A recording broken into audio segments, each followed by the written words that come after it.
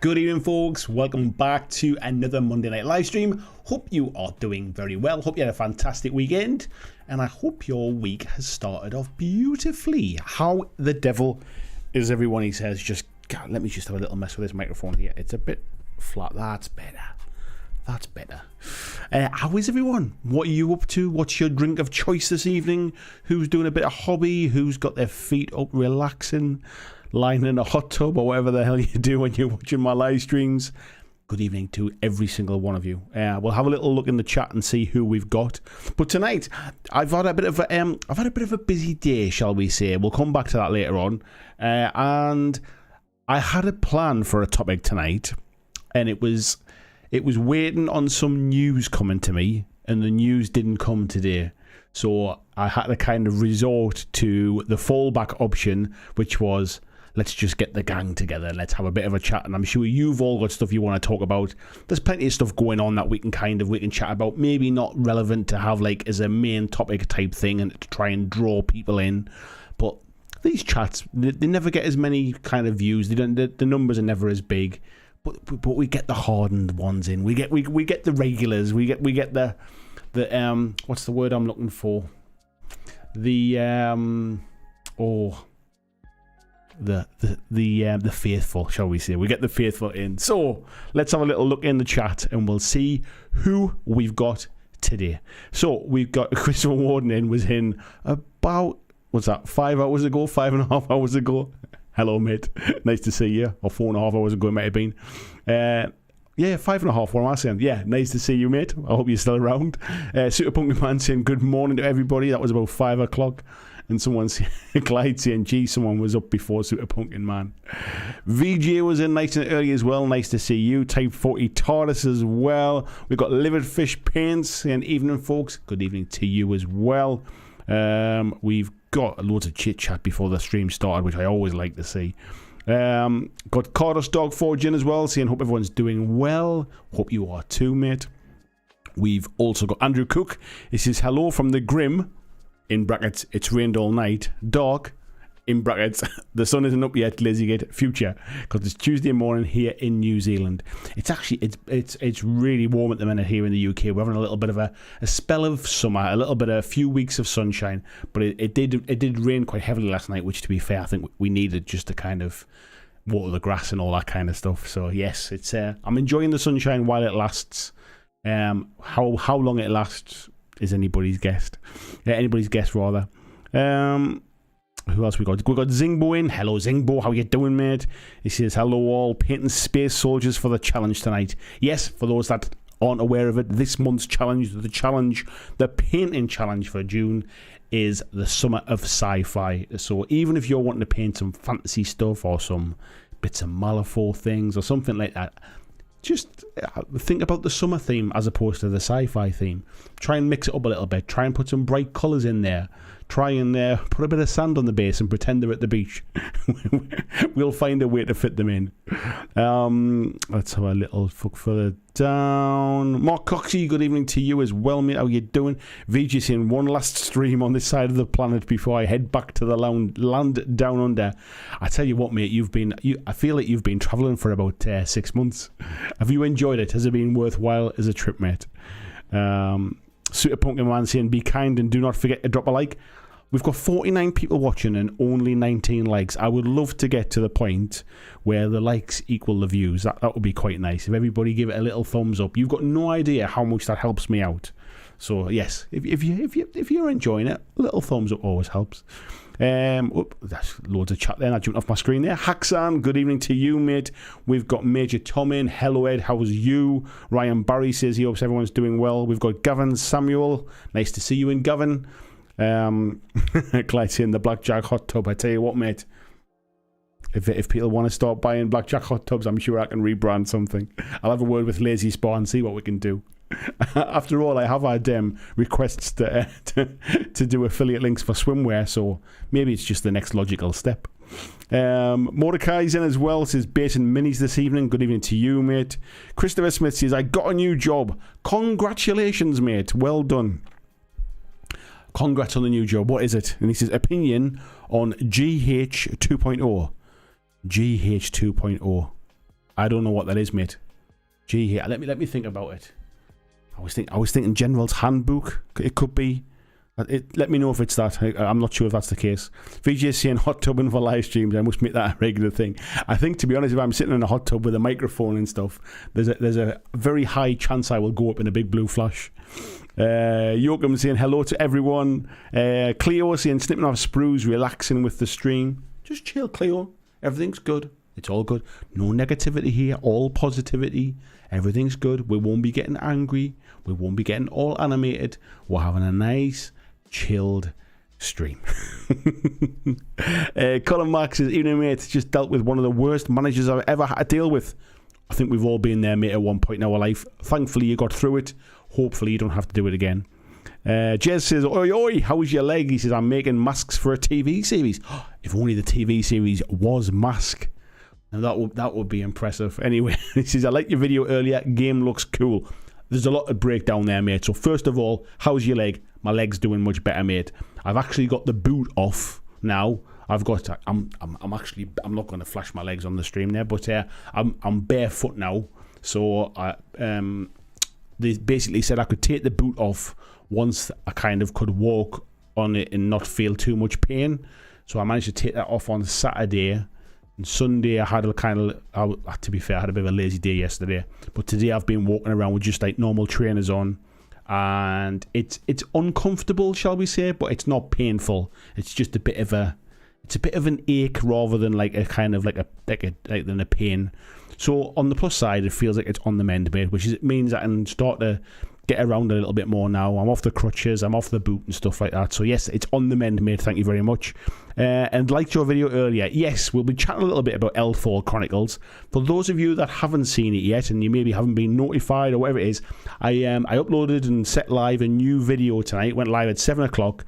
And it is a preview for a Kickstarter that comes out tomorrow. When I say it comes out, the Kickstarter goes live tomorrow. And it's a game I really, really enjoyed. They sent me the prototype to have a look at it with some 3D printed miniatures and kind of handmade tiles and things. And it's based on the Elder Chronicles skirmish game, which I also enjoy as well. And yeah, it really is worth it. And I would say, sometimes when I make videos, I kind of like, I want to, there's some that like just, you're not really sure how to kind of shape them, how to craft them. But with this one, it came to me quite naturally. It was a lot of work. There's a lot of videoing went into it, a lot of research. I spent a full day learning how to play the game. I spent another day kind of writing a script for it. I've spent another sort of 2 or 3 days filming and editing and things. So it's all kind of, it took a bit of time. And it won't get the most views in the world because it's not Warhammer 10th edition and it's not Star Wars Shatterpoint and it's a game that people haven't necessarily heard of and all those things.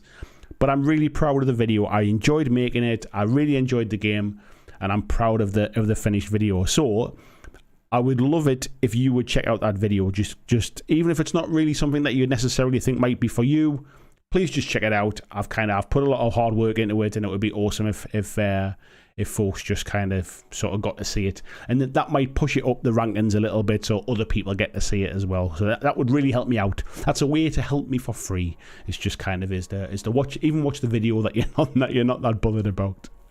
Let's have a little look here.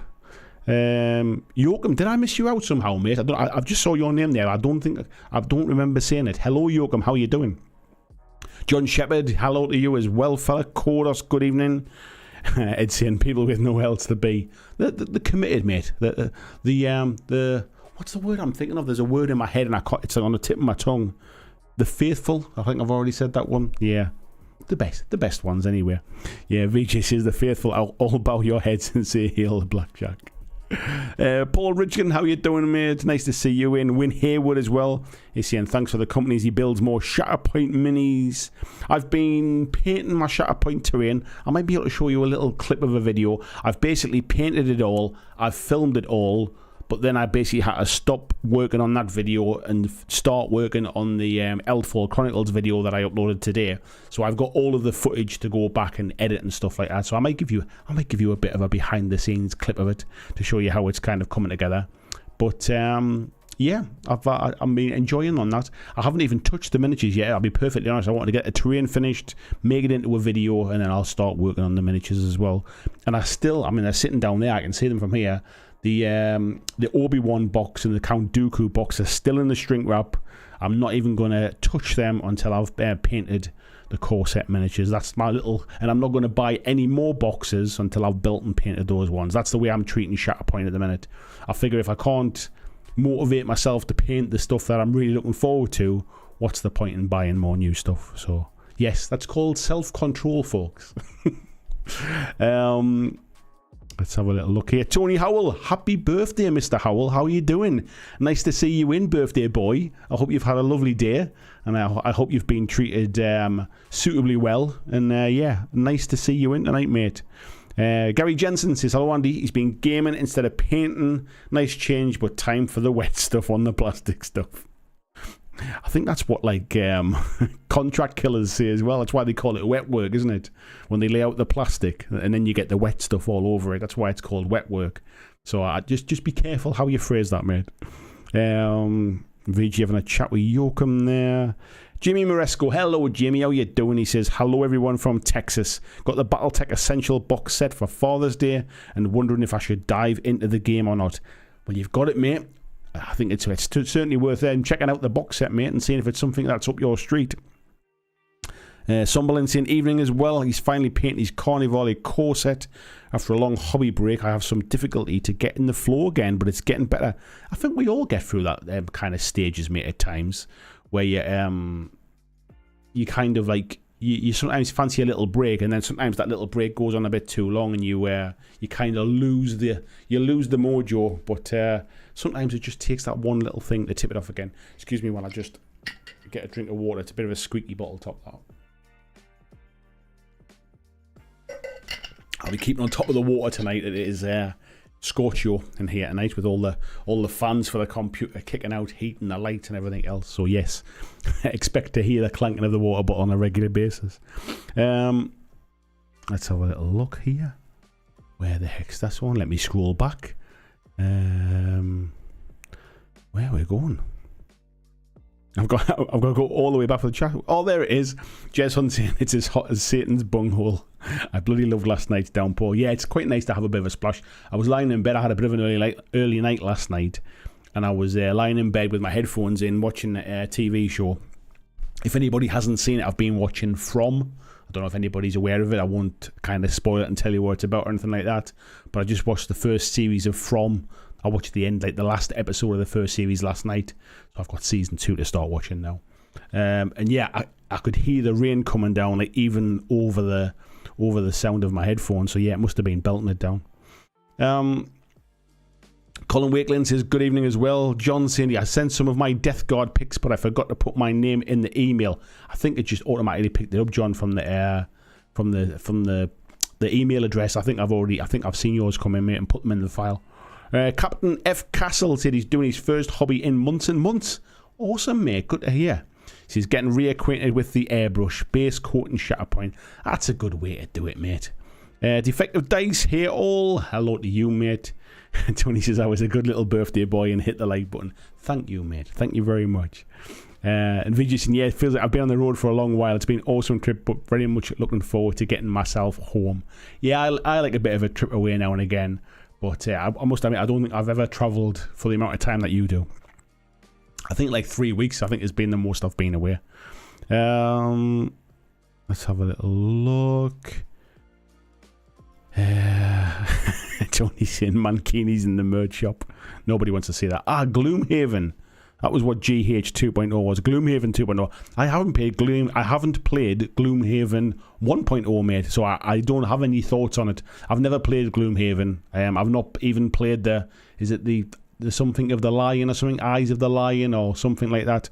I've not even played that version, mate. So yeah, I don't have any thoughts on it at the moment. Cleo says, I need somebody to talk me down from clicking checkout on buying more minis. You've come to the wrong place, mate. You do realise that. The button is such a lovely red. It really, really wants me to click. Never mind the button, mate. What are the miniatures? Tell us what the miniatures are, because we might convince you that buying them is the right thing. If it's something that folks maybe aren't a fan of, we might try and talk you out of it. Tasty Brain Drain saying, yeah, glad to hear your leg's doing better. Yeah, it's not too bad. I still can't sort of technically drive at the moment, so I'm still a little bit housebound. But my wife's been an absolute star, and she's been chauffeuring me around all over. And my brother-in-law came and picked me up and took me for a beer the other day, which was quite nice. So yeah, it's been nice just to try and get out a bit. Gary Jensen says, let's see them piggies. Are you saving that for the OnlyFans? You know it, sunshine, you know. Vijay says, I've got the video downloaded to my phone to watch on the flight home. Nice one. Jess is saying it was a good video. Thank you very much. Yeah, sometimes you make a video and I probably put more work into it than it needed to. It was probably longer than it needed to be. I mean, it was only 15 minutes, but I could have probably shaved it down a little bit. But you know what? I enjoyed it, and I enjoyed the game. So there you go. Cleo says, this isn't the first time I've tried to get a chat to stop me from filling my home with minis. I'm assuming from that comment that it wasn't that successful last time either. Defective Dice says, my favourite videos of yours are the ones you want to do irrespective of the potential views. Yeah, do you know what it is? I mean, it's a real kind of mixed bag, isn't it? Like it's like saying I'm gonna open a shop and I'm only gonna sell things that I like, and I don't really care what customers think. So it's a little bit self-indulgent at times, but you know what? There's definitely like a cathartic kind of thing of making videos about only stuff that you really enjoy, because I think it comes across in the video first and foremost, and it probably does hold me back. I mean, let's be honest, I haven't made one video about 40k 10th edition right at the minute when 40k 10th edition is at peak hype. And it's obviously where all the views are at the moment, but it just doesn't interest me that much at the minute. I mean, it might in the future. I've largely kind of zoned it out. I only realised it was coming out this weekend because I saw one of my local gaming stores had posted to say that their delivery arrived today of all the is it Leviathan, I think it's called. But I don't know how much the box was. I don't know much about it. I don't know if people managed to get them or not. I don't know if there was a big kind of kerfuffle about kind of supply and stuff. I don't really know any of that. I did see a few things on Twitter this week that people are there's a bit of a mixed bag about how people feel about how list building works now. But on first read of it, without doing any kind of anything in depth, from what I understand, from what people were complaining about, I quite like what they've done with it. I think it suits new players and new people coming into the hobby. It definitely doesn't suit kind of existing players, which is an interesting thing. But yeah, I think like sort of doing stuff that you really enjoy and that you've got a bit of a passion for. I mean, why else would you make videos? Personally, I think if you don't really enjoy it. So, Colin says, sadly, as a trade union rep, going to have to deal with him again. Oh, sorry about that, mate. Ed says, sounds like a good day's work. I'll check it out tomorrow. Thank you, mate. Thank you very much. It ended up being a full day, like a bit of a last minute sort of graft, because my plan was to do it yesterday. And on Saturday, it was a surprise birthday, 50th birthday for my brother-in-law. And we went round in the afternoon and stayed overnight. And I had quite a bit of drink, shall we say. I wasn't kind of hungover over the next day. I felt absolutely fine when I got up and came home. But then as the day went on, I felt really kind of lethargic and a bit jaded. And it was red hot. The sun was blazing. And the last thing I fancied doing was sitting in a dark room trying to sort of film a load of B-roll. And I thought, well, what I'll do is I'll just get up super early on Monday. So I was up at like 6 o'clock this morning. I was filming by 6:30. And I finished about 6 o'clock tonight, and the video went live at 7. So it's been a bit of a full-on day today. So if I fall asleep, somebody give me a nudge. But no, I'm proud of the work. I'm proud of the work. Let's have a little look. Clyde saying we're committed, right? Downright certifiable. Lee Russ, good evening to you, mate. How you doing, sir? Nice to see you in. Let me catch up with the chat here because I'm miles behind because I've been rabbiting away with the conversation. Let's have a little click through and see what we've got. John saying he's just had 2 Kickstarter landed the last 2 weeks. He went all in on 10th anniversary edition of the DC deck building game and part of my Marvel Zombies, a huge Galacticus. I saw somebody else's huge Galacticus had arrived as well on Twitter, and it looked fantastic. I was so close to backing that. The only thing that stopped me was my need to have everything rather than just the bits that I could afford.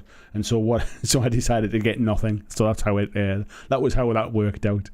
VG says we all had that level of self-control. GW wouldn't be a multi-million-dollar company. I never used to have that level of self-control. These days, I think I'm just getting a bit more. I'm a bit more zen these days. I'm a bit more chilled. Tasty Brain Drain saying self-control. What's this self-control? And Clyde saying my 4-year-old got me a bag of green flock for basin. Said I needed it. There you go, mate. Let's have a little look down.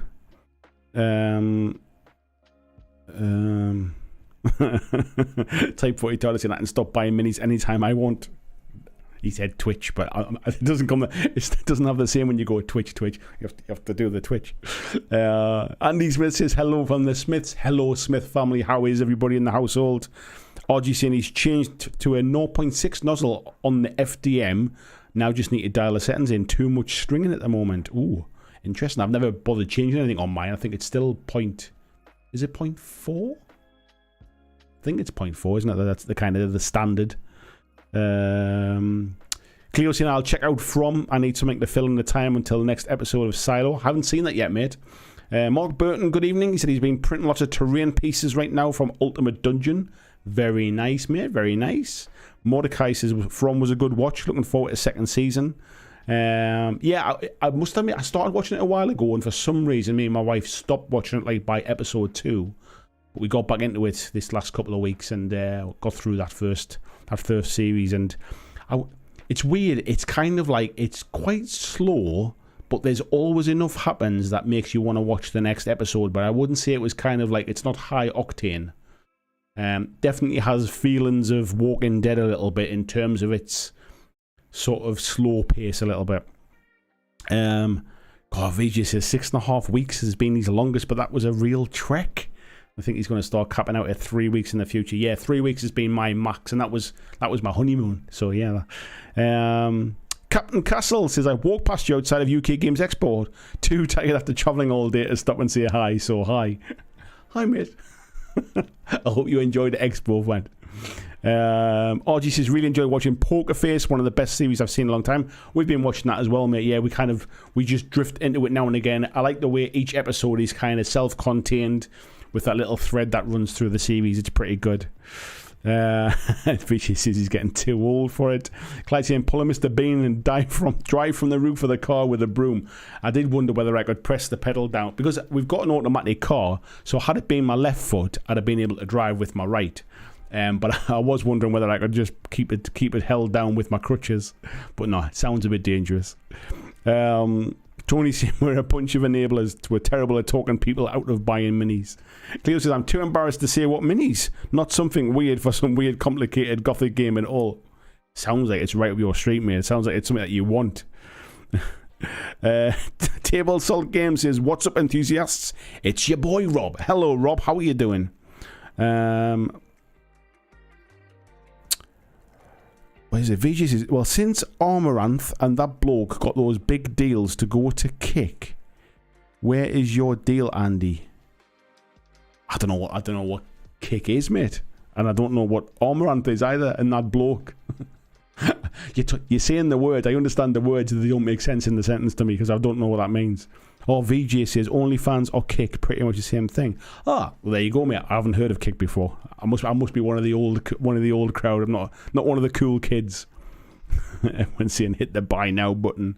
Kodos is saying not much interest in 40k. Saw some previews, but need to wait for the release. And if there's day one errata, I think there's been day zero errata. I think a lot of the cards with the stats on that have been printed are already sort of out of date and being changed, which I know people are complaining about, like sort of, well, it's free, don't worry about it kind of thing, but when you get those cards in the box and they're already wrong, it's a bit duff, isn't it? It's not great. Vijay says, speaking of 10th over lunch today with Robin, he said they got Leviathan box, so pretty much flinging them out. Yeah, I think they often get their GW fixed, don't they, those guys? Vijay saying the free combat patrol stuff's been interested to dabble in. The kiddie end of the 40k again. John says, yeah, Discord's Minis did a video on 10th edition. I saw she done one. I haven't watched it. I haven't really had enough interest in 10th edition to worry too much about it. Tony says, how was your brother-in-law surprised at being 50? Was this some schoolboy relativity prank? No, so it just so happens it's his birthday next Saturday, but it was his daughter's birthday Saturday gone. So his wife had organised a bit of a party, which was under the guise of it was for his daughter, but it was like friends and family coming around. And then obviously when it all happened, it wasn't for his daughter. She'd had her birthday party with her friends the week before. It was for him. So yeah, and he had like one of his friends who was his best man, who lives like down in Scarborough, travelled up and stuff like that, and some guys he used to work with turned up and stuff like that. So he was suitably surprised, shall we say. Let's have a little look a bit further down here. Cleo saying, I'm enjoying the world building and visuals of Silo a lot. Inspiring for terrain ideas. I'll have to have a look at that one then, mate. Livid Fish Pain says, wife away on a work trip, kids asleep, time for hobby and chill. Yes, mate. Big Dave saying, late arrival. Hi all. Hello, Big Dave. Hello, Mark Burton as well. He says, Kick's a streaming platform. There you go, mate. Never heard of it. John says, yeah, Expo's getting too large for doing one day. I usually just do the Friday, but I feel like it was rushing and missing stuff. Friday was busy this year, mate, as well, which is normally not as busy as. Ed saying there 18 pages of commentary for 12 pages of rules. I hadn't realised that bit, mate. And Cora says, is it free so it does not matter? There's a poor excuse for a multi-million-dollar company. Yeah, I think the problem is it's one of those things where when a company is as big as they are, you would think that there would be, and I know what you're going to say before I even say it, you would think that there would be some kind of play testing and proofreading and stuff like that. I know. But the thing is as soon as they go out in the wild, like the same day, like the people that play the game spot the errors straight away. And that to me is a little bit frustrating. It's like, I appreciate there's a lot of stuff to go through, but it seems strange that people spot them like day one. It's not something that gets overlooked or some quirky thing that comes up like a week later when people have played like 100 games or something. This is people just reading through the stats and going, well, that rule doesn't work like that. Like, how could you even do that? That kind of stuff surprises me. I get that there'll be spelling mistakes or things like that. I get that there might be the odd error. There might be the odd little kind of misprint that somebody didn't catch, or a stat being wrong that somebody didn't catch. But when rules physically don't work, or they have to rewrite rules, or they have to seriously change stats and stuff like that before the game's even released, I do find that for a company of that size, you can kind of forgive smaller companies a little bit. They've got less people working for them and things. For a company of that size, yeah, you'd kind of expect that kind of stuff to get picked up. VGCN Kick's a new streaming platform that's come along and sweeping up some big Twitch streamers. Armoranth is basically a cam girl. Never heard of her, mate. She says offering 95-5 revenue splits to steal people from Twitch. Interesting. I think it also come at a time, hasn't it, where Twitch was trying to change their change the way that they were stopping people kind of advertising and stuff on Twitch, weren't they? And then very quickly rolled that back, which is interesting. Anyway, I feel like I've caught up now. That's quite nice. I feel like it's been quite nice. So what's the crack, folks? And what do people want to chat about tonight? What's the ins and outs that you want to chat about? Vijay saying, did I miss something? What big rules error did they make? There was a few errors, mate. There was things like the way I haven't seen the big. I haven't gone into detail with it. I saw some of the stuff that Hellstorm Wargaming Mikey was doing, and he was telling me about them.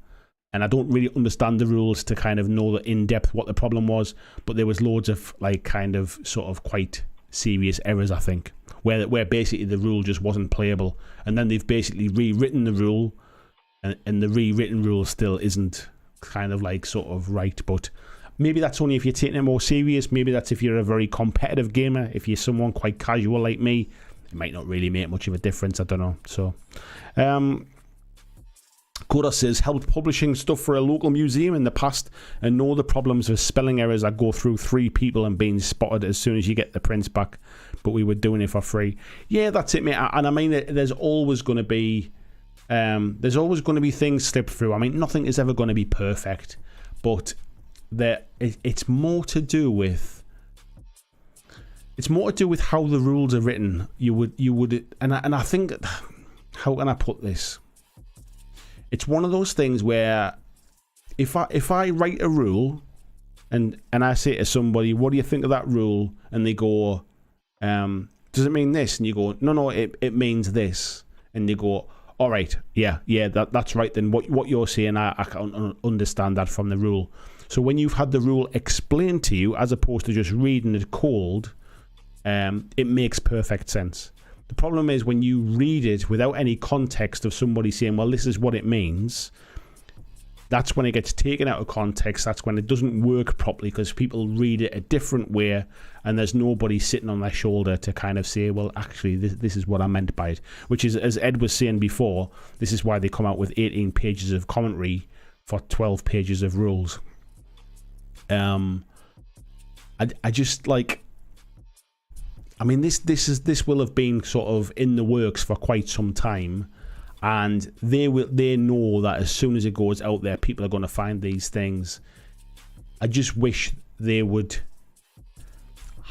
get people involved. I mean, like, there's so many people working at that company. I can't believe that they're on people who are like serious gamers. I know they got rid of a lot of their what do you call these, their play testers and stuff like that because they were worried about things leaking. Still happens. Looks like it still happens regardless anyway. So Frantic is the amount of games that are played on day one with the endless amount of factions. GW couldn't possibly match them in player testing. Yeah, I completely agree on that, mate. I would completely agree on that. But this isn't about player testing. This is when things have been released, like in Warhammer community articles, or they've released some of the stats early, or some of the rules early. And people have like picked up on it instantly. This is before people have even played the games. This was YouTubers who got early access, like seeing the problems on the first read through of the book. This wasn't like after like 10 or 15 games of it. This wasn't after thousands of people played it and talked about it. This was when like a few people played it, or a few people read the rule book and couldn't really talk about it with anybody else. So that's a bit different. Mark saying the issue is even a big company can only afford to do a few hundred hours of playtesting. As soon as it's released to the public, you start getting millions of hours of games played. Yeah, like I do agree with you, Mark, but the problem is this kind of stuff is getting picked up before games have been played. This is just people reading the books. Rules as written versus rules as intended, yeah. And Captain Castle says lack of blind testing. Do you know what it is? That's really important, mate. And that's the bit I think people seem to miss. And it's not just GW. There's lots of companies do this. They are read and they are proofread by people who understand how to play the game and how the intention of the game is meant to be played. They are not read by people who have absolutely no knowledge of the game to say, could you learn to play the game? Could you play this game by just reading the rules? Could you read through this and understand what you're meant to do? And I don't think that ever happens. Like, I would love to see more people being involved, helping companies, be that on a paid or volunteer basis, whatever the case may be, of blind reading rules. Not the play testers, not the people that have been involved in kind of like sort of putting the rules together, not necessarily somebody that works in that rules team or in that team. Like, ask somebody in the painting studio to kind of read the rules and when they're finished and say, have we missed something? Like, is there something that doesn't seem right there? That kind of stuff happens. VG saying it's always been rules as intended, but you have nerds competing for little social cash. I think there's always some people who will try and exploit stuff, but I don't think these ones are about rules as intended versus rules as written. These ones are basically just written in a way that it stops things happening and stuff like that. I don't think these weren't people interpreting the rule in the wrong way. They were just badly written rules, from what I understand. And Ed saying, yeah, it doesn't excuse a complete absence of professional testing. Yeah, I would agree. When you've got a game making the amount of money that 40k does, you've got to treat it professionally, haven't you?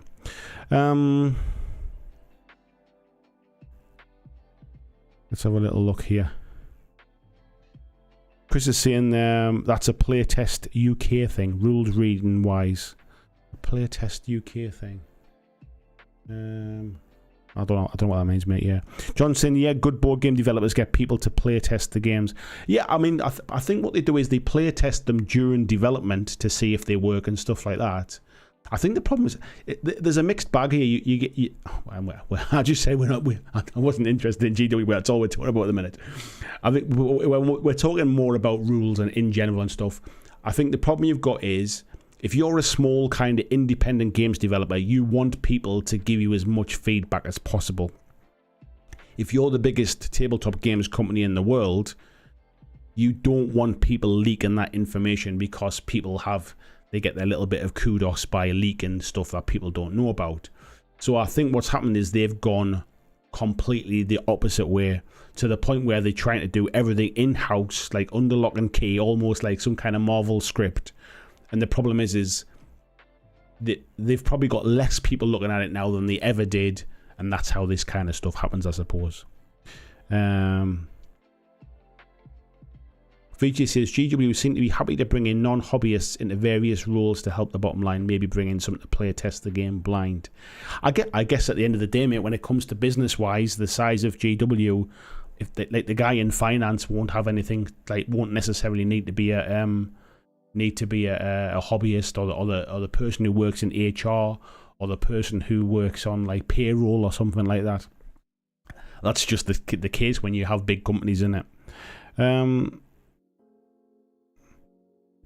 Zingo says HE's bean counters know they'll make more money by spending resources on miniature design, IP development, than putting me resources into rules development. I think they've always I think the thing is, when it comes to 40k, there's a real focus on the gameplay element of it, and yet I think the vast majority of people who buy GW miniatures don't play the game, and I'm talking about massive percentage wise. Most people just buy the models, build the models, paint the models, kit bash the models, make dioramas, just collect them, whatever it is. And they are by far and away the biggest proportion of GW's customer base. But the player base is potentially the most vocal. It's like that 80-20 rule, isn't it? That kind of thing.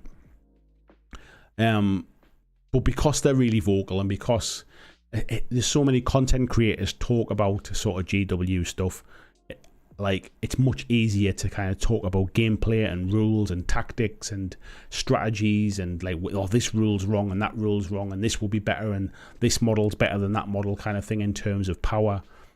So there's a lot of focus on the rules and stuff. But yeah, I think from a business perspective, it might be a case of, let's say it's that 80-20 split of 80% of your customer base doesn't play the game and 20% do. Then maybe 80% of your R&D goes on the miniatures and 20% goes on the game, kind of thing. It might be as simple as that. Deep Red, nice to see you, mate. How you doing? Jez is saying, yeah, GW sell the same amount of minis even if their rules aren't perfect. Yeah, I guess that goes back to what I was saying, mate. Yeah, John saying, good board game developers get people to play test their games without the developers present, and then turn up at the end and ask them questions. Yeah, I've been involved in a few play testing sessions and things like that, and it's interesting because one of the ones we play tested, in fact, I can tell you which ones they were. I play tested Hellboy, the board game for Mantic, when it was in quite an early stage, and we weren't taught how to play.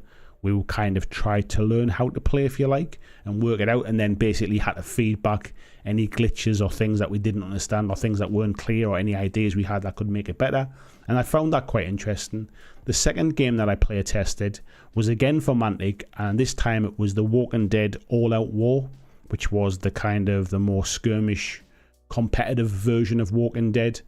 And it was difficult in terms of we already knew how to play Walking Dead, so a lot of the knowledge we already had. So when we saw things that didn't quite gel right, we could kind of come up with ideas. Like, for example, one of my ideas that got into the final game was how you, I'm trying to remember how it works now because it's been a long time since I played, how you basically rolled the blue, white and red dice to allocate actions to your different models kind of thing. And it was a case of like we were trying to find a way to make it work, and I said, well, look, it works like this in Vanguard, why would you not use it exactly the same in Walking Dead All Out War? And it was like, oh yeah, that's a good idea. So, but that was because I had knowledge of Mantic's other games and I had knowledge of the game that we were playing. So that was kind of different. We weren't really play testing the rules as such. We were play testing the system and did the game like work. It was still in a janky stage kind of thing. And I wonder whether that kind of thing happens with games as big as 40k and Age of Sigmar. I wonder whether it's just a case of like working through a few of the things. Does that roughly feel about right? Yeah. Right, well, I'll go away and write the rules up now kind of thing. I wonder if it's a bit more like that. Quartus is in the indices I've read feel like even the designers were not allowed to talk to each other about the work to keep everything secret. I'm not close enough really to comment, mate, to be fair. Write the theme tune, sing the theme tune. I haven't heard that in ages, mate. Let's have a little thing. Superbook Man saying nothing's more annoying than a rule that asks you to floop the fish. I've got no idea what flooping the fish is. VG says the janky stage story of my life. Greg Cherry says I've player tested some Relic Blade and the purpose was definitely to see if the rules were written clearly as well as how they interact with the system, but Sean's really good and catches more stuff. Yeah, and that's my point really. I think when they're, and this is no disrespect to Sean and Relic Blade, but when the games are relatively smaller, the teams are smaller behind it, so they ask more people for feedback and some help, and I think that there's even like a little bit of kind of what's the word I'm looking for, like sort of imposter syndrome as well, when people are almost working on their own writing a rule system, that they want other people to tell them that actually no, you've done a good job kind of thing. Where I think it's the flip side, when a company's really big, there's a bit of audacity, a bit of you can't tell me that I've done this wrong kind of thing. I've been doing this for 20 years. So I think there's those kind of stuff in it. But yeah, I think every company's different. Everybody does different things. Some companies will get people to play test the basic mechanic type stuff, explain to them how it works, and get them to play it, and then say, does that seem to work? Yeah, that's fine. And then they go away and they write the rule based upon what they'd explain to the play testers, thinking, well, it worked when we tried it, so it's bound to work. But the play testers weren't the ones who read the rule as it was written. They were the ones who played the rule as it was explained. And I think that's sometimes where you're getting different bits and pieces. VG says, so when you're picking up your copy of Final Girl, mate, need to get you on the hype train. You know what, mate? I've got so much on my plate at the minute. If I'd picked it up at Expo, I probably would have took it away with me when I go on holiday soon, because it's a nice little small package. But yeah, it's fell down the pecking order a little bit now. It'll have to come back to the top at some point, but yeah, I've got my plate full at the minute. John Shepard says, I'm not a huge fan of Mantic miniatures. I've never really bought any. The only box I bought was the Vermin for Blood Bowl type game they released. I like the sculpt on them for Dread Bowl. Yeah, for Dread Bowl, Collins, you're saying. Some older Mantic miniatures, not very nice at all. Some more recent Mantic miniatures that were made like in PVC and stuff, still not very nice to be fair. But some of their new plastic stuff, some of their new resin stuff, I would say is, you know, they're solid kind of 8 out of 10s in terms of like the rest of the market and stuff. Some of them probably up in the 9s and things. There's not many companies now making bad miniatures. I think things like Kickstarter has allowed people to fund very good sculptors. It's allowed them to fund good plastic production. And there's not a lot of companies making trash now, shall we say. Technology's moved on. The prices have come down in terms of the access to getting things made. And like I say, Kickstarter has allowed companies to kind of come in and do stuff. A prime example is, I made that video tonight, again, for those that are coming into the chat a little bit later, about Elfall Chronicles Northern Wind. I've got the Elfall Chronicles skirmish game, which was the first thing that they released. Brand new company, or they were when they kickstarted that. Brand new company, never made a game before. Obviously avid gamers and kind of loved making their own games, sort of rules and things. But it was the first game that they made, and they kickstarted. It was funded, and it went to production, and everybody's got their product, and everybody loves it. The point being, the quality of the miniatures that they are making are absolutely top drawer level. They're just some of the most finest detail quality sculpts, and it just shows that it's not necessarily an experience thing. It's not necessarily about how long you've been in the industry or anything like that. It's just about getting the right people to get the right job done, kind of thing. If a first-time company like Free Company can get the right sculptors and get the right production facility to make the miniatures to come out looking like that, within the boundaries of what the cost of the Kickstarter was, then there's no excuse really for bad miniatures these days. And I think most companies make good stuff now. Let's have a little look. Tony Howell says, imposter syndrome is my Achilles heel. I constantly feel that. Me too, mate, if I'm being perfectly honest. I don't really talk about it very much, but there's definitely a case of like, I go through phases of like why the hell do you think you're any good at this? Like why are you even bothering? Like nobody cares. Nobody wants to watch you kind of rabbiting on about stuff. Why are you bothering, kind of thing? I think it comes to all of us, mate, at some point. Yes, a nice little small package. Did I say a nice little small package? I don't think I did. Clyde Dashing says, we're going to do another grow thingy for Mantic with that campaign coming in September. Let's just say, mate, I've been talking to Mantic and I am waiting for an answer. Which, let's just also say, hypothetically, in a different world, that maybe that might have been the information I was waiting for today. That might have been the topic for tonight, had I got the information in time. So, potentially, shall we say, potentially. Vijay says, bad minis don't last long in the market anymore. Digital sculpting's really pushed the industry a long way.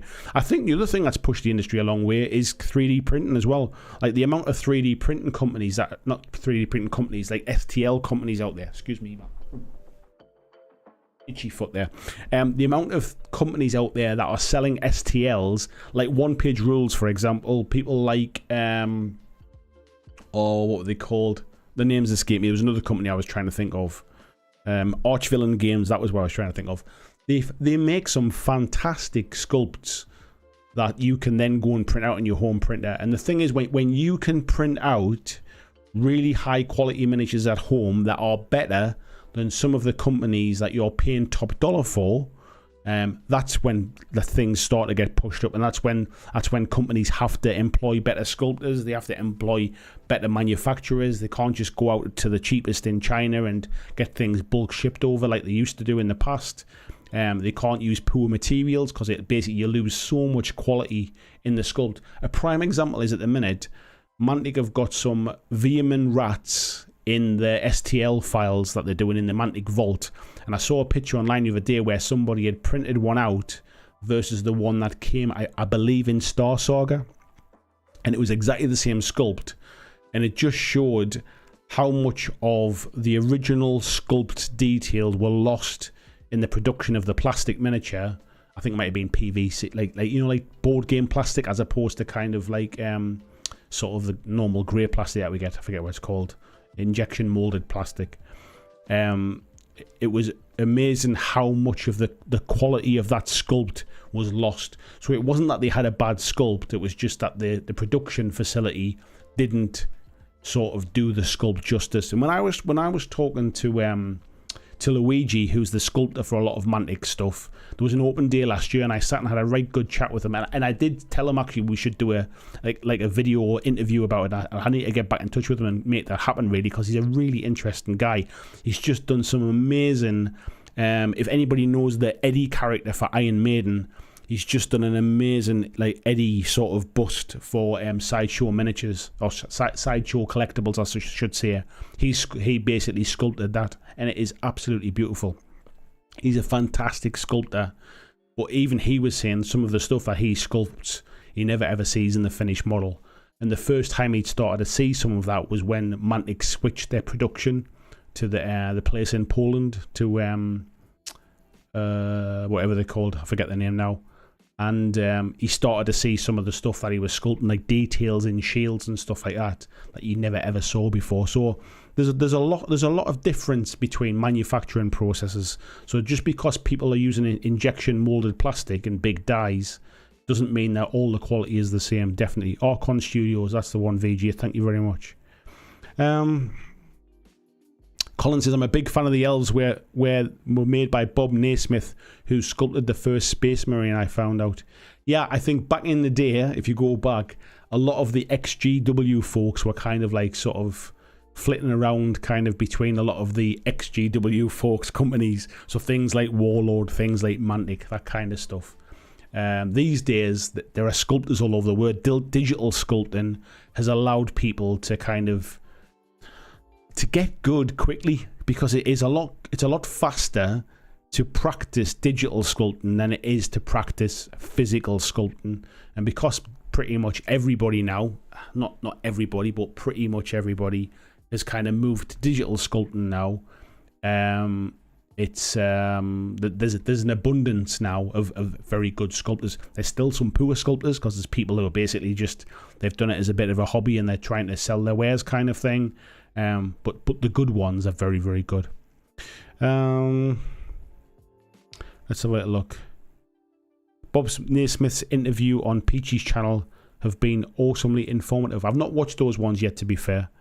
VG said they aren't much to look at. Some pop them on the background. Yeah, they're almost podcast type of things, aren't they? Yeah. VG says, where's Johnny when you need him to confirm some stuff? It's not Johnny, to be fair, mate. It's not Johnny I'm waiting for. John says, Blood Bowl is one of my favourite games of all time, but I don't use GW, Mantic for the Skaven, and Heresy Miniatures for my Ogres. Oh, there's nothing wrong with that, mate, definitely. Colin says, I know, but I watch lots of podcasts and TV, so I struggle. Tasty Brain Drinking, yes, sadly, imposter syndrome affects a lot of us, or afflicts a lot of us, I should say, myself included. Yeah, you're not alone in that feelings, mate. Whoever's feeling like that, you are definitely not alone. Greg says, I don't know, they still sell lots of terrible Reaper minis. Yeah, I do wonder. I've never had a Reaper miniature in my hand. I don't even think I've ever seen one, if I'm honest. But I think the market for them is maybe slightly different. It's probably more your sort of D&D player who maybe isn't as... And this is not being disingenuous to D&D players, but maybe they're not as sort of interested in fine detail, if you like, so much. Let's have a little look as I scroll down here. VG says, can you put that up on screen, Andy? I missed it. I would love to see it. The mini comparison, that is. I'll see if I can find it, mate. Yeah, John Shepherd, thank you so much, mate, for the super chat there. Very, very kind of you, and I really do appreciate it, mate. Very, very kind of you. Let me see if I can find while we're sitting chatting here. Talk amongst yourselves, folks. Let's have a little. It was on. I believe it was on Facebook, and it might have been in the Mantic Vault page. So if it was, I'll find it quickly. There we go. And I'll have a little scroll through. If it's one of the first pictures, I'll find it fast and see if I can see it anywhere. There we go. There we go. So let me just. Why won't that disappear? There we go. Right, so let me go to here. So as you can see, let me scroll in a little bit. So the miniature on the left is obviously the yellow plastic one. That was the one from Star Saga. The one on the right has been printed on a STL 3D printer, and I think he said he primed it and dry brushed it. So it's like some of the grain in there is from the priming, to be fair, rather than the print itself. But you can see, I mean, yellow plastic, to be fair, isn't the best for showing up details. but you can definitely see some of the stuff around here, like the armor plate and the little buttons and stuff. Like these ones actually have like little slits and stuff in them. You can hardly see them there. There's detail on the shoulders that you can't really see. There's detail on the face that's a little bit lost.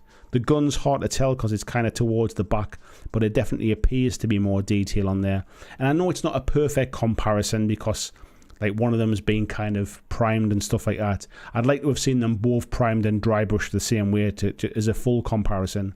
But you can definitely see there's a softness, there's a roundedness to a lot of these kind of bits. I think there was another picture from the back there as well. Not the greatest of pictures, but you can definitely see definitely a bit kind of softer around here, where it seems a lot sharper in some of this stuff, and definitely around the gun a lot of that kind of bleeds into itself a little bit.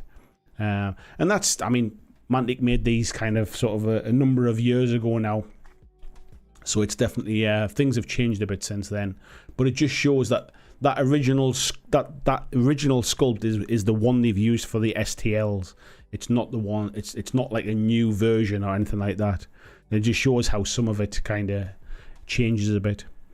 Let's have a look.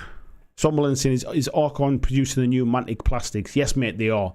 They also make the plastics for Parabellum as well, for Conquest Last Argument of Kings. They come out of that factory.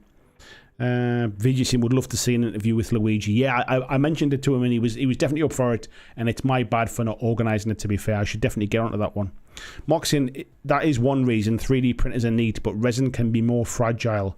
What resin you use matters. It definitely does, mate. It definitely does. But then people make resin miniatures as well. There are plenty of companies out there making resin miniatures that are durable as well, and not as fragile. There's a lot of resin you can get for a 3D printer now that's quite durable as well. Morning Camo, how you doing? Quarters are saying everyone except the Perry twins does digital now. I think there's definitely a lot more digital sculptors now because you can physically do the work anyway. You don't need sort of physical bits in front of you. As long as you've got a laptop kind of thing, you can travel and do your work. But I think some people still like to sculpt the old way. Tony saying, I loved the Tom Meyer elves. They were always beautiful. VG says, speaking of XGW, had a good conversation with Robin from Agents today about seeing Alessio at UK Games Expo. So sad to see him selling Drek like Ponies and Noli. Ponies is doing really well, mate. The My Little Pony stuff sells fantastically well. I think you're obviously just not target market. That's the difference.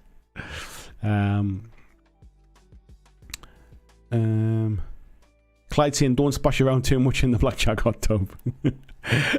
Super Pumpkin Man says, as someone who's an artist and has worked with mini sculpting, the reason older minis had such detail loss is that the original sculpt was larger and then shrunk down. Yeah, definitely, mate. I mean, and there's nothing wrong with that. That's just how things were. This is more about digital sculpts. This is more about like sculpting digitally and sculpting in details that are physically there in the original model but don't end up in the final model because the casting process, the injection molding process, loses some of that detail because some companies are maybe not as careful with the way they make the molds. They're not as careful with the way they do the injection molding. They cool things down too fast. The temperatures are wrong and that kind of stuff. And you've just got to look at the difference of Mantic moving from a company in China to a company in Poland. And honestly, like they're all sculpted by the same guy, but the finished quality is night and day. Like I did a video a little while ago about the Auger sprues coming out of Mantic and about how this was pretty much like game changing for Mantic. The quality of Mantic's plastics just went up a complete another level when they started to move away to Archon Studios for doing them. Long may it continue. I hope that the relationship with them kind of continues. The price doesn't get out of whack or anything like that, and they have to go back to China. But I think some of the issues were like post-Brexit and post-pandemic and sort of post-wars and all, not post-wars, during wars, I suppose. It wasn't as effective to get things made in China anymore. The delays were very, very long. The costs were increasing, and it was becoming more economical to get things made like in and around Europe and stuff now, where in the past it would have been too expensive. And I think at that point, it just shows what somebody who who knows what they're doing. Look at GW's plastics. The quality of their plastics is absolutely fantastic because they know what they're doing, and it's absolutely controlled to a fine degree. It appears Archeon know what they're doing as well, over some of the other maybe high-speed, cheaper kind of casters. Somberland says the Reaper Bones PVC minis are mostly awful, but the metal ones, Dark Heaven series, are very good. Yeah, I've not seen either of them, mate, to be fair. Scott says, hello, Scott, by the way. He says, I hear that Colourforge are going to release a paint range to follow on from their sprays. If half as good as their sprays, I'll be on it. Yeah, I love the Colourforge sprays, mate. I use them all the time. I've literally got one over there because I was using it for my Star Wars Shatterpoint painting video. And it wouldn't surprise me. My only concern is there's a lot of paint ranges out there. He says, you can't even see the third one down here. There's a lot of paint ranges out there, and they need to offer something different. They either need to have much bigger bottles for the same price. They need to have same size bottles for cheaper. Like the paints that we've got go on like very nice. The difference is with the spray cans. To be fair to Colourforge, they're really, really matte. They go on lovely. It'll be interesting to see what they would do with a paint range, but there's so many paint ranges out there now. Super Pokemon says, yeah, that's why older minis looked so weird. Yeah, definitely, mate. And then obviously you've got the things with like metal casting as well, where you know it's hot metal and it's cooling down at different rates and things. Yeah, and VG saying a bit hard to make out the detail in the yellow plastic. It definitely would have been nice to see them both primed the same way. Let's have a little look down here. VG saying, yeah, having them both treated the same way would have been better, definitely. Scott says, I heard it from the owner of ProTech Games. I think they might have been talking about it when they were at UK Games Expo, to be fair. Lord Nova says, wow, the back of the rats are very telling. I would love to see an interview with Luigi. I enjoy painting his minis. He is some sculptor, to be fair. I'll tell you what I'm going to do. I'm going to look and see if I can find Eddie Iron Maiden side show. See if I can find his sculpt. So here it is. There you go. So this sculpt here, if I can find, let me just get rid of that. So this sculpt was sculpted by Luigi. I don't know whether it's got his name anywhere, but I did see him share it. I'm sort of follow him on Instagram, and this is one of his sculpts. I'm just trying to see if it. I don't know if they credit. Do they credit the artist anywhere?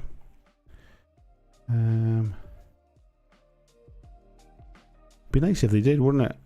But he shared it to say that he'd it's just saying that it's licensed, basically. That's a shame they don't credit the artist on this, but maybe that's just how it is with these things. I don't know. Seems wrong, but yes, this was his sculpt, and he can certainly make some beautiful stuff. So yeah, he doesn't just sculpt things for Mantic. He's a freelance sculptor, and I think he's done some other bits and pieces of work as well. But it was one of the things that he shared the other day, and I thought the quality was fantastic. So yeah, but it'd be good to have a chat with Luigi and chat about that kind of stuff and things that he does outside of maybe the miniature world as well.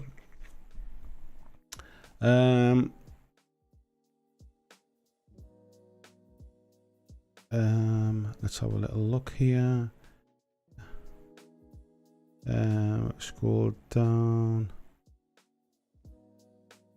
John saying, I own the original Judge Dredd board game that was released in '92 and saw what I thought was a small indie retailer selling the reprint, and then realised it was Ian Livingston himself at the UK Games Expo. VG saying, Archeon plus STLs makes me a happy Mantic customer. As for sustainable, then we'll see. Yeah, that's it.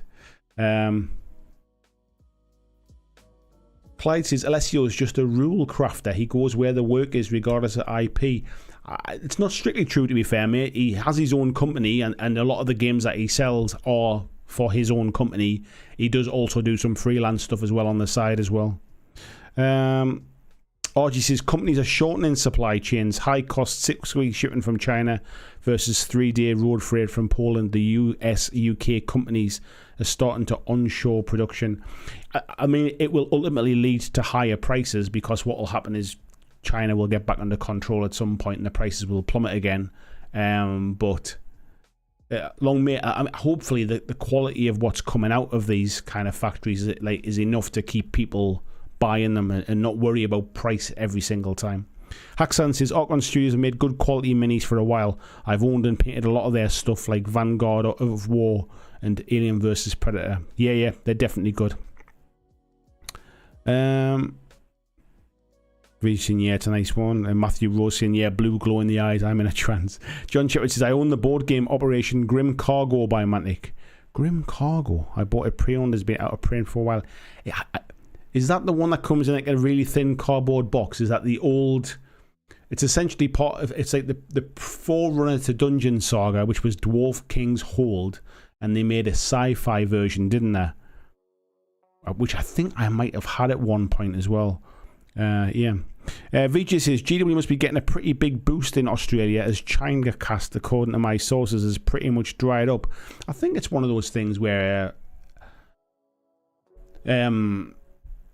It's probably getting expensive to make this stuff in China, or it's difficult to get it out of there quick enough to kind of to keep people sort of topped up on it, to be fair. So yeah, it is an interesting one.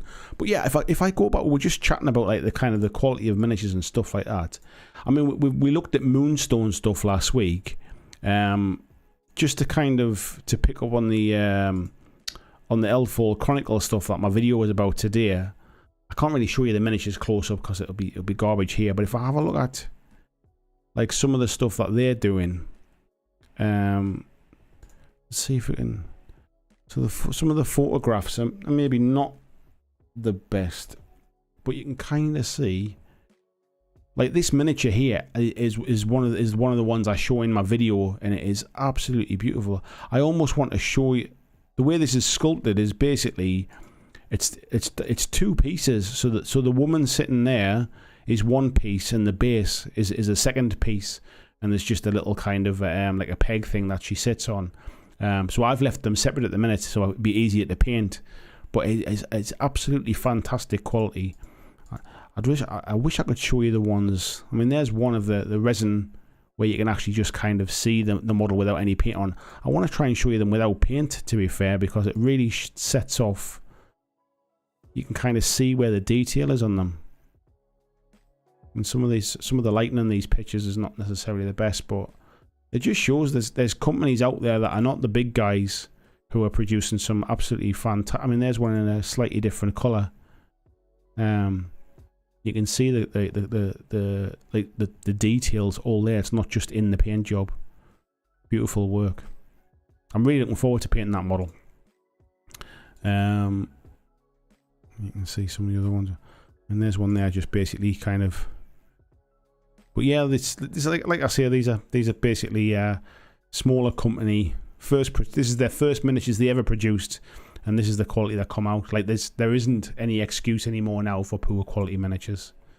100% it's not. So,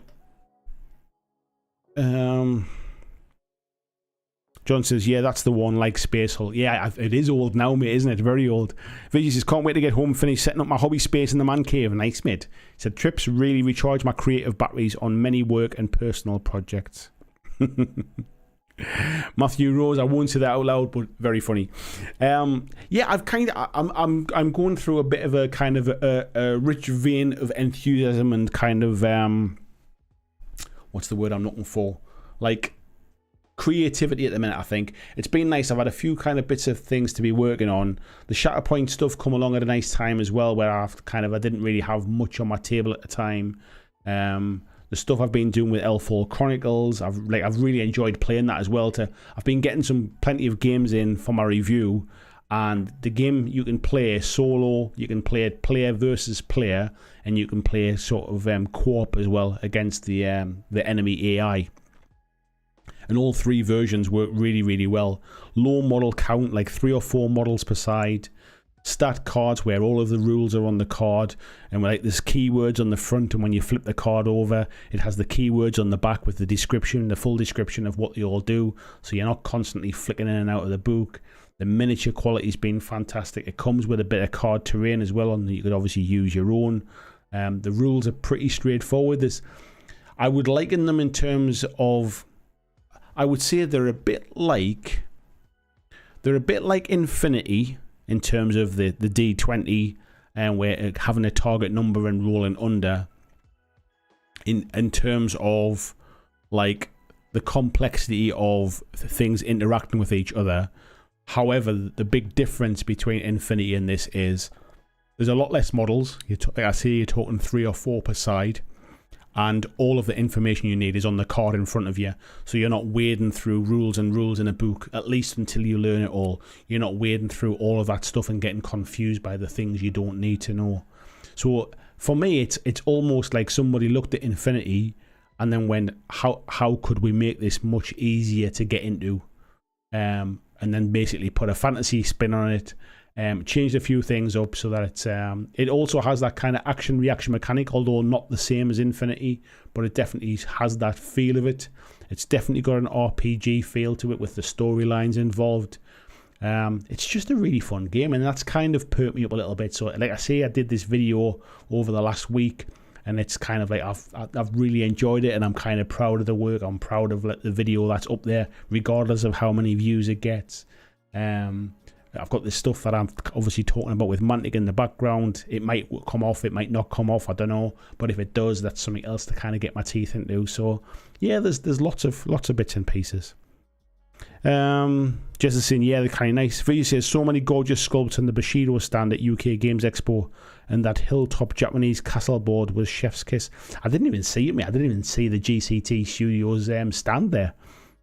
Although talking about that, let me just if I can get that back up again.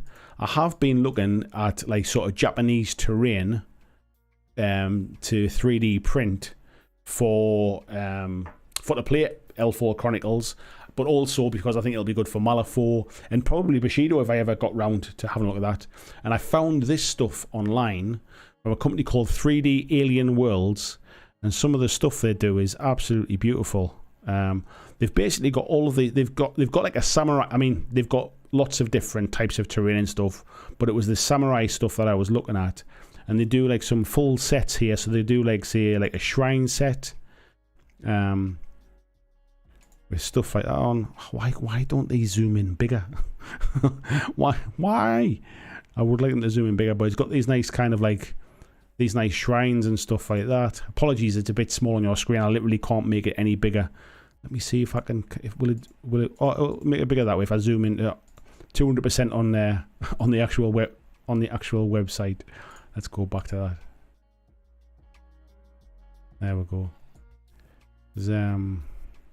Scroll back out a little bit. There we go. Yeah, there's like I love this kind of shrine stuff. They do like a dojo with this kind of stuff.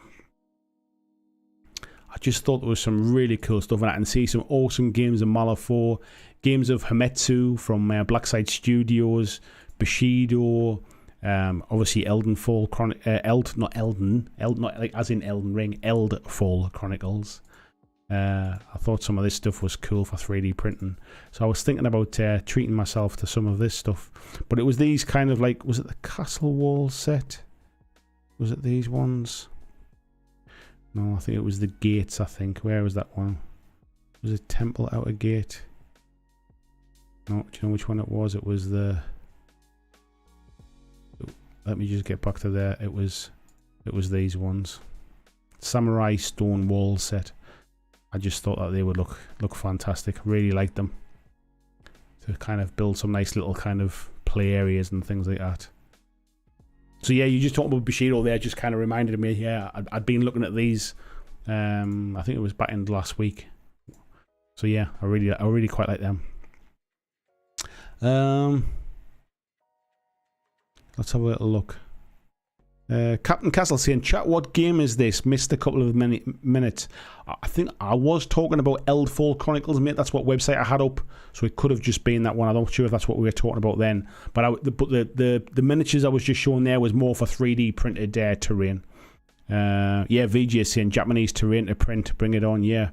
The guy who does the website as well has even got some like painting guides showing how to get the best out of the painting and stuff as well. I will put a link in the Discord, mate, yeah. But it was Alien 3D Worlds or something. That was the company. John saying, I downloaded the Bushido rules. I love Japanese style miniatures. I've bought some Japanese metal figures from Perry Miniatures, and I also bought the Ronin rules by Osprey. Yeah, there's quite a few of kind of that feudal Japanese rules kicking about, and it's not something I've ever really looked into in the past, but there's a few games have kind of popped along, like the 10 Thunders for Malifaux would definitely fit really cool into a setting like that. And other factions could definitely be in there trying to kind of steal artifacts and things like that. Works perfectly for Hametsu, like I just said before, from Blackside Studios, for Eldfall Chronicles, for Bushido. I think it just looks beautiful as well. Red Rose Wargaming, hello Anna, how are you doing? Nice to see you. VG says, do they print support free in FDM? The ones I saw did, mate. I don't know if they all do. But I definitely those ones did that the walls that I was looking at did. Let's have a look. Zingbo says, I hear Bushido and immediately say it the way the name of the old TV show Rapido was said in that show. Now I feel old. Cleo, thank you very much for the super chat there. Really do appreciate it. Says, I should run. I always feel more motivated after the live stream. Thanks for the stream and thanks for the company, everyone. Ciao for now. You are very welcome. I'm not sure if it's even popped on the screen yet. It was just I've actually caught up with the chat tonight, so I actually get the chance to read it before it pops up. There you go. Bye, Cleo. Thank you very much for coming to the chat this evening. There we go. It's just come up now. I've just seen it out the corner of my eye. How we doing for time? We're doing all right. We're doing all right. So what else have folks been looking at? Anna, you've just popped in. What have you been looking at the minute? I saw you've been printing off some bits of terrain and stuff. Have you been playing a little bit of... Are you playing some Moonstone, did I see as well? I forget what else you've been playing. Let us know what you've been up to. Have you been... Are you on the Shatterpoint bandwagon as well? Excuse me. Oh, that's better. But yeah, I've been... I bought myself some new 3D printing filament. The actual Elegoo branded stuff was on offer. So normally I pay about £16 to £17 for a kilo reel of whatever that is. I don't think it's Sunlu, it's something else. But I've always bought the same thing. And the Elegoo branded one was on offer for like £12 a reel.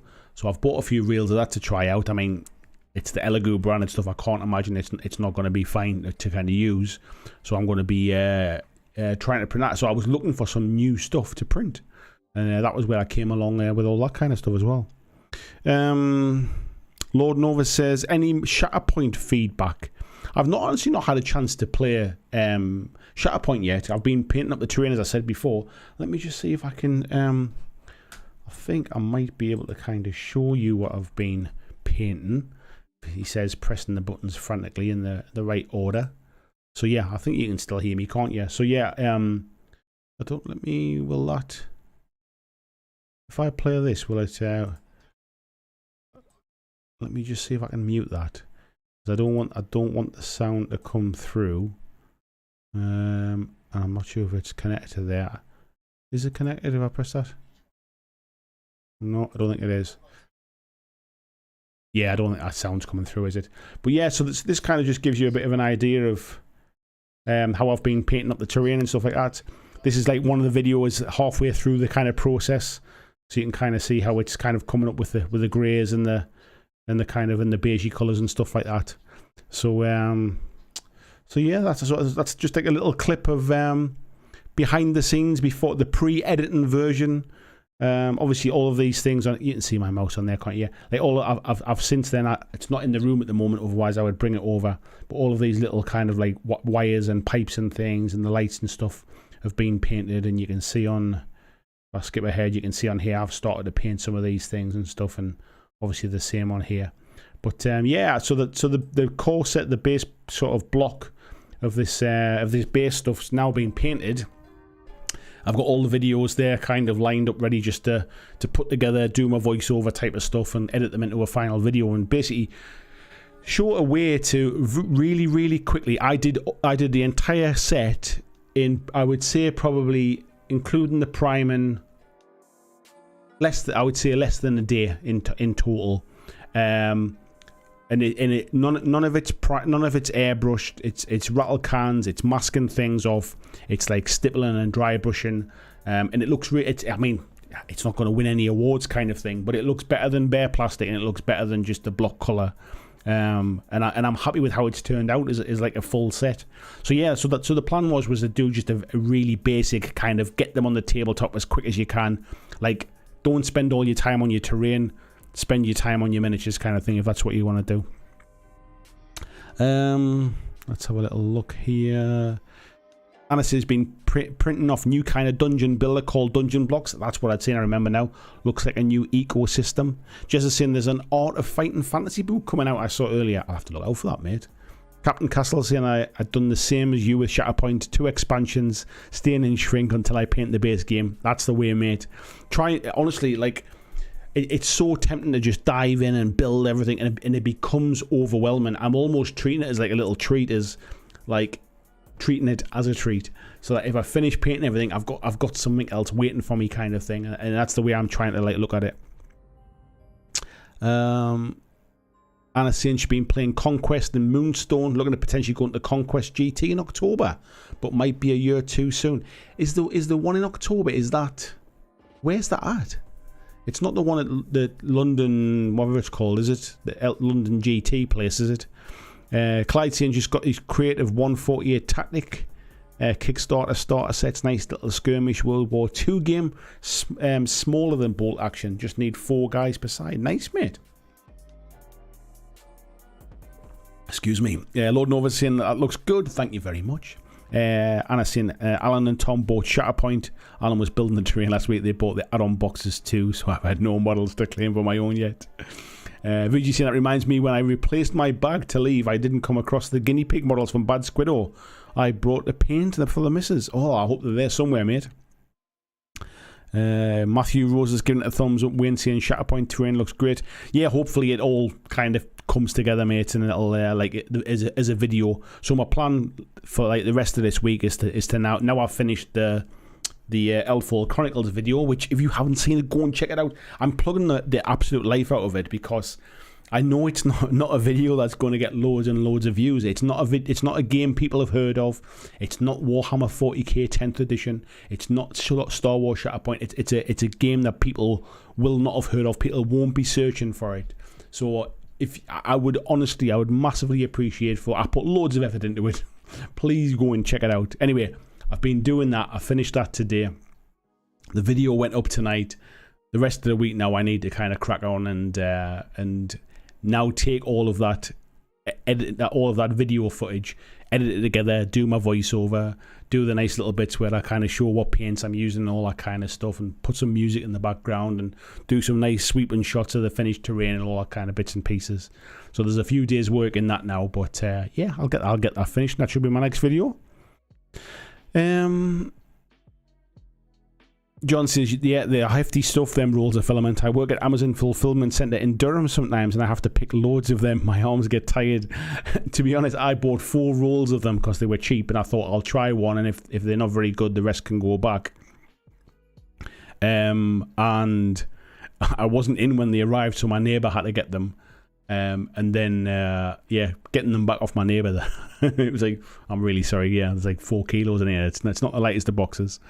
Mordecai saying, really like the sandstone effect. Excellent work. Thank you very much, mate. Captain Cook says, I hope there's a precise paint guide for those lovely colours. It'll help us colour buying folk. There is exactly a very precise paint colour. So I told you, I've said what primers I've used. I've shared exactly what sort of paints I've used. And I literally show it all on camera, and I show the process and all that kind of stuff. So yeah. Jez is saying it looked great. Thank you very much. Tabletop Games said he played Song of Blades and Heroes. It's an older game, but it's fun as some of these newer titles. I tell you what, mate, just because games are older doesn't mean they're not fun. Not at all. And to be honest, I've never played it, so it'll be a new game to me, to be fair. Clyde saying I could do with a quick, good-looking method without an airbrush. I haven't even cracked the box of Shatterpoint yet. So many minis. That's kind of was my point. I've saw some really, really nicely painted terrain like shared in the Star Wars Shatterpoint Facebook groups and stuff. But they've all used airbrushes. And I know a lot of people don't have an airbrush or don't want to use an airbrush. So, yeah, I just thought I'd try and do something that was a bit more accessible to people. Let's have a little look. Big Dave says he's running a demo game of Kings of War for a friend next week. Hopefully the Mantic Vault will help sway him to get into the game. Awesome, mate. I hope he enjoys it. Red Rose War Gaming saying, yeah, Conquest GT's in London. I had a feeling in my head the London GT was sometimes a bit earlier, but I thought I'd read it somewhere. Yeah, VG saying no image for the July Vault selection yet. Yeah, I think it's still a little while off yet, mate. Now another week, I would imagine. John Estel, good evening, matey boy. How you doing? He says he just got in from a game of Kings of War. My dice were ridiculously good. Enjoy it while it lasts, mate. You know they'll desert you again next week. Greg Cherry says search for Shatterpoint terrain paint videos on the tube yesterday was only like 2 or 3. Was there really? Well, I better get my skates on and get it finished. Haxan says I'm trying not to pledge on any more games this year, but I don't think that I'm going to be able to resist the new Elfall Chronicles. I've been following since I first saw it. Do you know what? It's how can I put this? I'm not a huge fan of Kickstarter in general, but when it's smaller companies trying to get their product out there, I kind of like I've got a bit of sympathy for it. And this one in particular is something that I absolutely love. I get asked quite a lot of times to have, like, you know, will you tell people about my Kickstarter game or something like that, or will you have a look at this game? Would you be interested in taking a look at this? And I turn a lot of stuff down because it's just not my kind of thing. But when I saw this Elfall Chronicles stuff, it was just like, yeah, this is exactly right up my street. And then I got my hands on the skirmish game first, and yeah, I was blown away the quality of the stuff. So yeah, I find it hard not to recommend it, mate. Anna saying, do you do anything with the empty filament spools? I feel like there should be something to do with them. You know what? I don't. They've just piled up. They're in the boxes that they come in. What I would say is, I think, and I'm 99% sure, the Elegoo ones come on cardboard spools with, I think, might be a metal core, but with or a plastic core with cardboard kind of edges to them, which makes them a bit more eco-friendly and a bit. I feel less bad kind of throwing them away. But yeah, it's, to be honest, I haven't got many that I've ran all the way to the bottom yet. I've got little bits left on loads of them, and I keep, whenever I've got like a little job, like I'm printing off something smaller or I'm printing off a sample of something, I try to keep spinning flicking the spools around and trying to use up all the little tail ends of stuff. So I've got lots of part finished spools. I've only got 1 or 2 that are like completely empty. And yeah, I don't know what the hell to do with them. I've seen people using them for terrain, like using them, like sticking them on top of each other and like sort of putting like sort of card or plastic card around the outside, trying to build terrain out of them, building towers and things. I wish there was like a better way than just kind of chucking them in the bin, if you like. John says, yeah, Darth Maul will be the first mini I paint from Shatterpoint, I think. Nice choice, mate. Nice choice. Clyde says, got enough of them, start building another hobby shed out of the spools. Yeah, it does feel a little bit like I wish there was something to do with them. They feel too big just to throw in the bin, don't they? It feels wrong. It feels really wrong. But I'm sure I've seen some, I'm sure it was like an infinity table where they'd built like loads of like sort of sci-fi buildings out of them. Excuse me. So let me have a quick look on here a second, because for some reason my messages have been going a little bit crazy. I thought something had happened, but it hasn't. It's just another one of them busy days.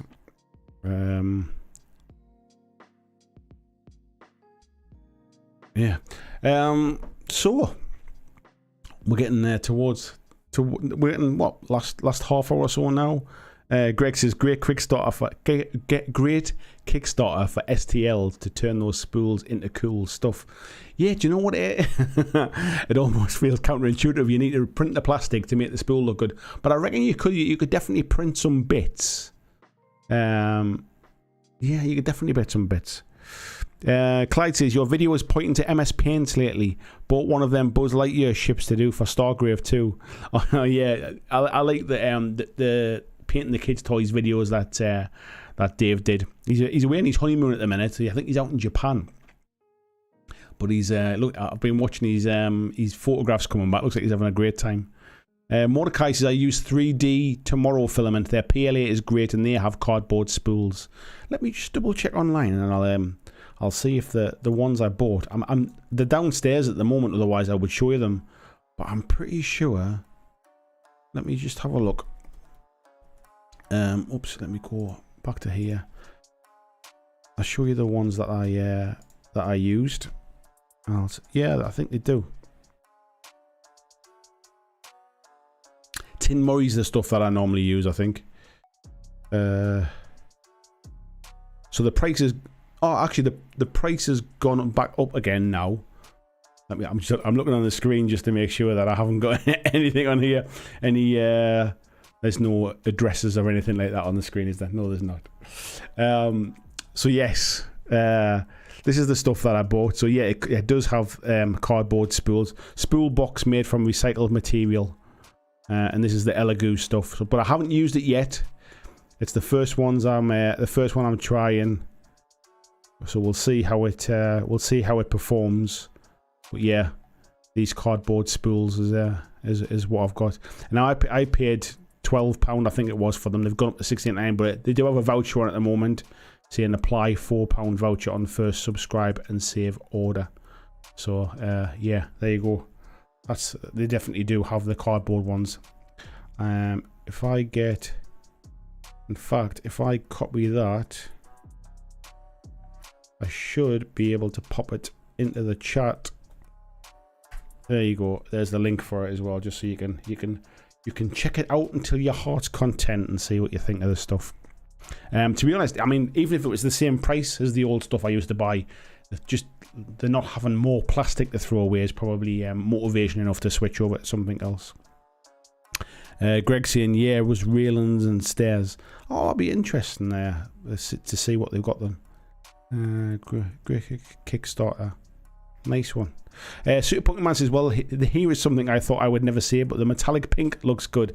I've never tried the metallic colours because whatever I use them for, I'm always going to prime them. So I tend to always get the grey stuff because I'm going to prime it regardless, kind of thing. And I've tried black filament, but I don't like sort of looking at it when it's printed. It makes me sound like freaky, but you can't really see the details, so you can't see if there's any faults because everything's just so black and so dark.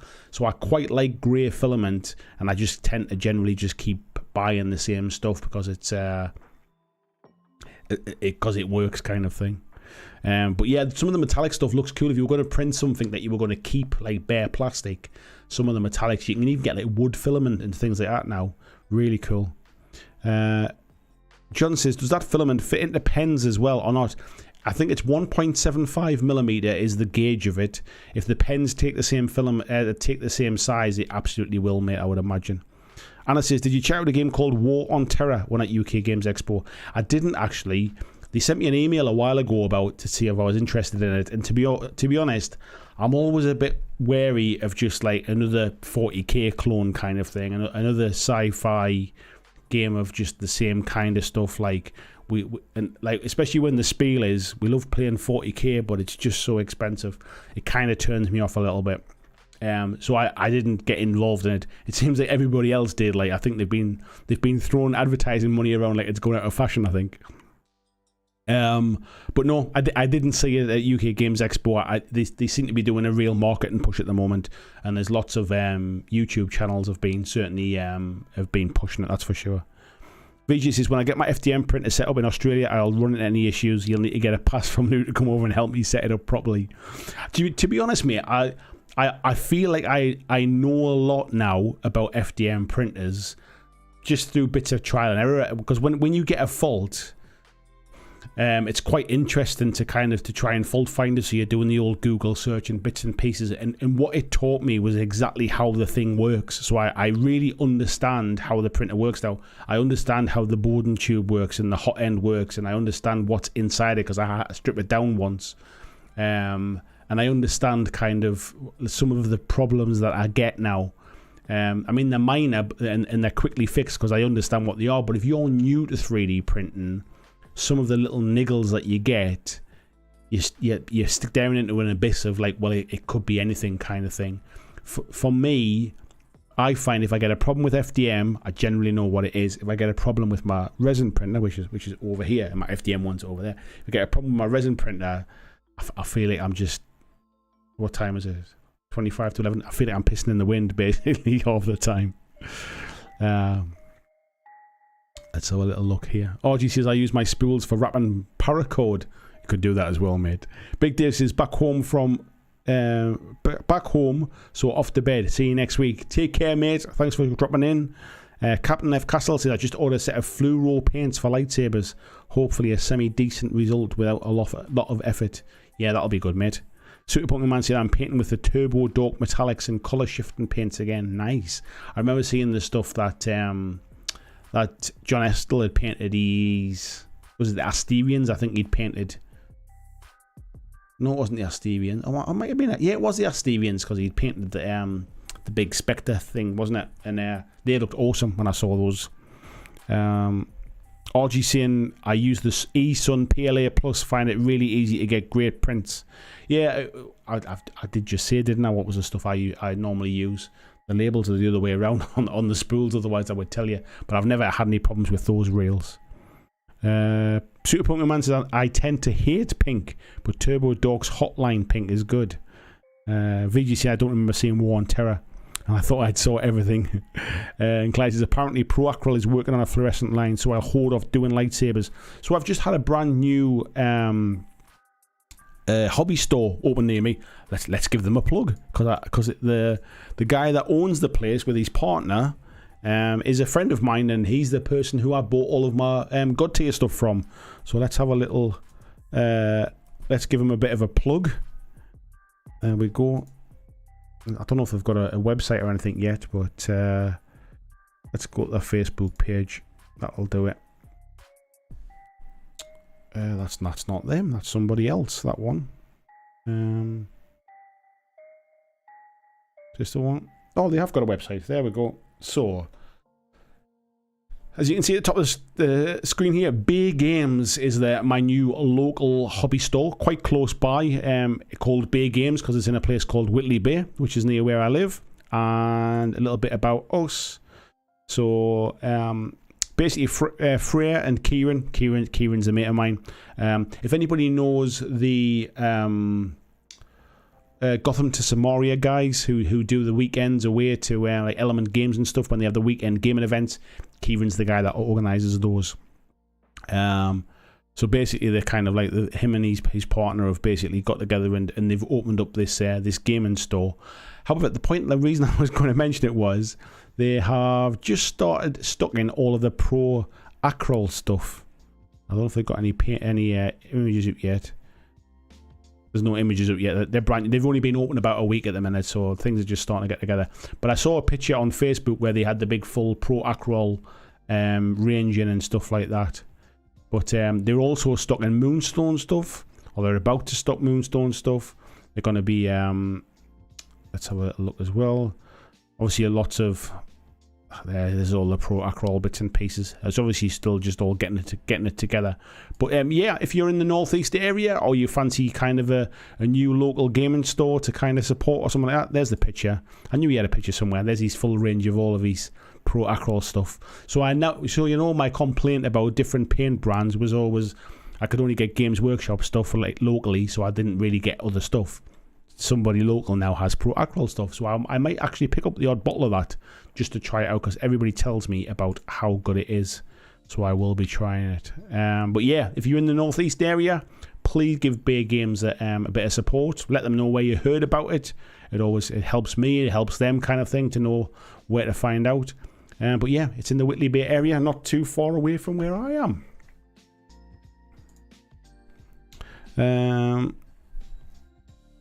Let's have a little look here.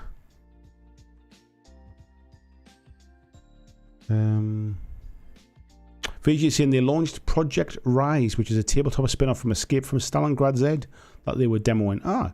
Jess is saying, awesome. I'll let gamers know I know up here about them. Awesome, mate. Always good to support local places.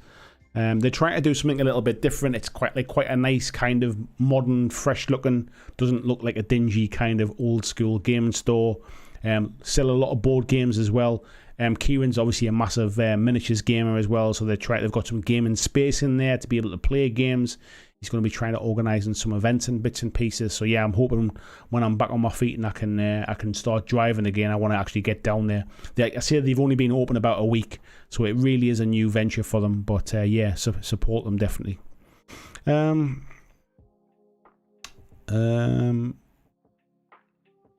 Zingbo was saying War and Terror at the back of Hall 2. Their game has a bit of an XCOM vibe. Yeah, I think the scale was small as well, wasn't it? I think. Captain Castle says Whitley Bay Warriors versus Durham Wasps used to be our ice hockey local derby. Yeah. Clyde saying the Proacryl white is their best paint. I've heard the whites are good. Yeah, and you see, I might pop by next time I visit my mother in Durham. John says I often go to Midland Miniatures at Pilo and Graham's Workshop in the same industrial estate. I used to play Star Wars Destiny at Midland Miniatures many years ago. Matthew says I love Zenithal priming because I suck at painting. I tell you what, mate, I would recommend Zenithal priming to everybody, regardless of whether you suck at painting or not. Super Pokemon says pink is similar to bright yellow. I've always been the hardest colours to work with, as long as I can remember. I quite like painting with yellow, if I'm honest.